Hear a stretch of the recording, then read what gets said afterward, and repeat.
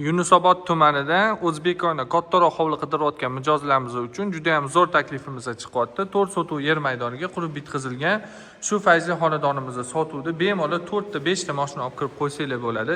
Uzun darvozaxona qilingan. O'rtada katta zelenoy zona uchun joylar qoldirib ketilgan. Fasad qismimizda travertinlari bo'lgan, o'rtada bu yerda kabanchik terish uchun joylar qoldirilgan. Uyimizning ichki qismi полностью bitkazilgan. 7 ta xona, 4 ta sanuzeli bor. Fasadlarga baho beringlar. Keng, yaxshi mahallada joylashgan. Bu yoqda zelenoy zonaga archali ekseli vidlari ochiladi. Barbekyu zonamiz, yozgi oshxonamiz bor. Bu yerda ham naves qoldirilgan, podvalga tushadigan lesnitsalar va umumiy hojatxona. Binomiz 3 qavatli, 2 qavati полностью to'liq holatda bitkazilgan. Podval qismi baland, высокопотолочный plus splashnoy qilingan, faqat korobka holatida turibdi, qumsuvoq holatida. Podvalini o'zingizga moslab remont qilib olasizlar. Juda ham katta hovli. Hozirgi kunda ko'p hovlilarimiz, xonalari ham kam. Kichkinaroq bo'lib ketyapti, lekin bu hovlimiz narxi ham zo'r. Katta kvadraturali. Kirishimiz bilan 10 qo'limizda garderobni, ikkinchi qavatga chiqadigan lesnitsa, razdvijnoy eshiklar qo'yilgan, oshxonamiz, konditsionerlar qo'yilgan, yoq forseli ham bo'ladi. Umumiy sanuzel. Birinchi qavatga tegishli spalni.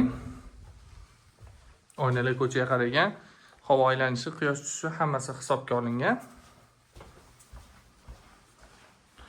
Xo'lla o'rniga yoqfori bu yerda yana bitta qo'shimcha xona qurishgan.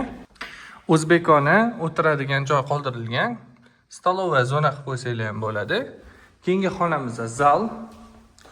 Razmeri kattagina, shu yerda bemalol mehmonliklar kutib turasizlar.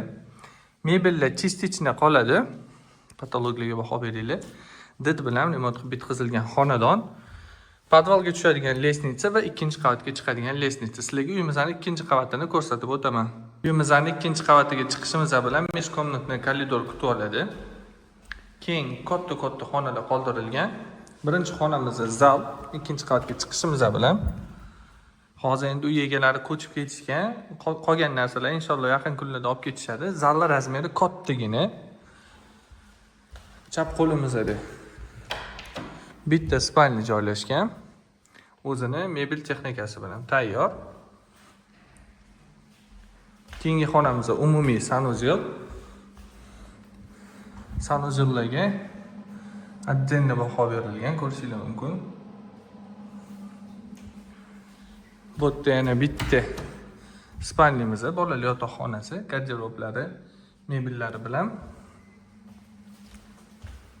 Va chap qo'limizda ota-onalar uchun mo'ljallangan spalni, ichida o'zini sanuzel garderobi bilan. Garderobimizning razmeri kattagina. Qo'shimchasiga sanuzel ham bor. Aytib o'tganimdek, podval qumsuvoq holatida. Qiziqqanlar uchun pastda nomerlar yozib qoldiramiz. Bemalol telefon qilib ustida kelib uyimizni ko'rib, agar sizlarga yoqsa baraka qilishingiz mumkin. Xayr, sog' bo'linglar.